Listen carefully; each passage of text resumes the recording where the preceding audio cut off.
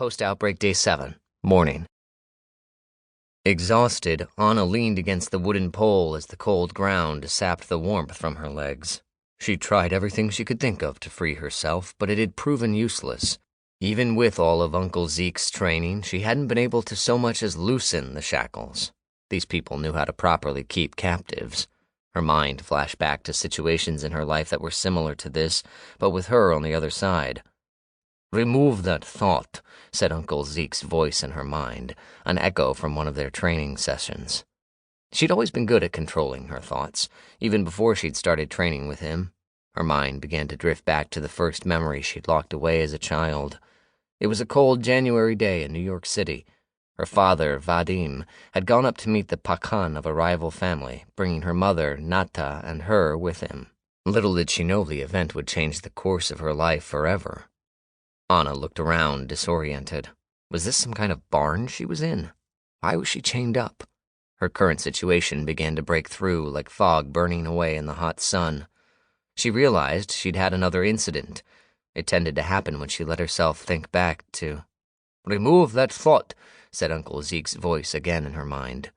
She immediately closed her eyes and instinctively reached to rub the small golden locket around her neck, tucked under her gray long-sleeved shirt, but the chains kept her hands from reaching it.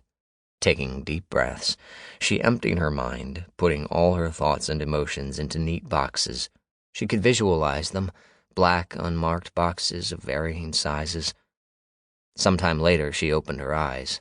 All of her memories were back where they belonged. Feeling the shackles locked around her wrists, she searched for a chip or crack, any weakness she could exploit. The length of the chains made it impossible for her and the others to stand. It kept them all seated with their hands behind their backs, a technique that made it almost impossible to resist their captors. As she worked on the chains, another part of her mind worked on a way to get out of there. First, she'd have to free herself. Then she could wait by the door, take down a guard, steal a weapon, and fight her way out, killing everyone who got in her way. She glanced at the other men and women being held captive in the barn. Would she take the time to help them or just get out? If she went alone, there was a good chance she would get away, but if she freed them all, there was no way they'd make it without a fight. After brief consideration, she decided she wouldn't worry about these people. They'd gotten themselves into this position in the first place. They could get themselves out. "But what about Alexis?" asked a voice in her mind. Emmett and Alexis had rescued her from the mall, and she owed them a debt that couldn't go unpaid. That wasn't the way things worked. She would help Alexis. The rest would be on their own. "Loyalty to your family," Zeke's voice said.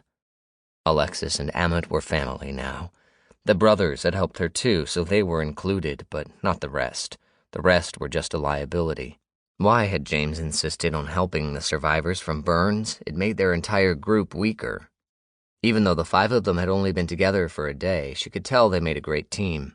But this thought took her back to her 2 bodyguards who'd given their lives for her in the mall, Victor and Hagen. They'd been like the brothers she'd never had. Her fingers tried to find their way to her locket again as her mind worked to put those memories back into their respective boxes. She released a pent-up breath, feeling exhausted. She hadn't thought this much about the past since the beginning of the outbreak. With her mind focused on surviving for one more day, it had been easy to keep the past from coming back to haunt her. There was no telling what her mind would drift back to with all this time alone. She attacked the chains with ferocity, needing to be free of these bonds or risk going insane. She had to get out of there, and quickly, before that psychopath came back. Just thinking about Jezz brought a shiver to her spine. Ana had seen her for what she was the moment Jezz had walked into the barn the night before, a killer.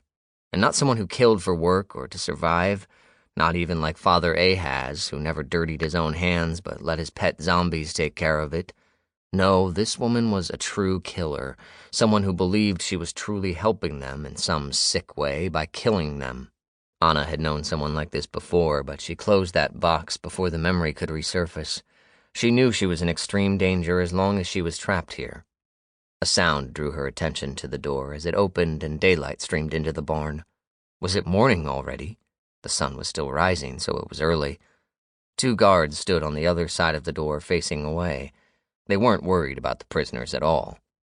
The monster known as Jezz walked into the room, midnight black hair framing a pretty face, and closed the door behind her.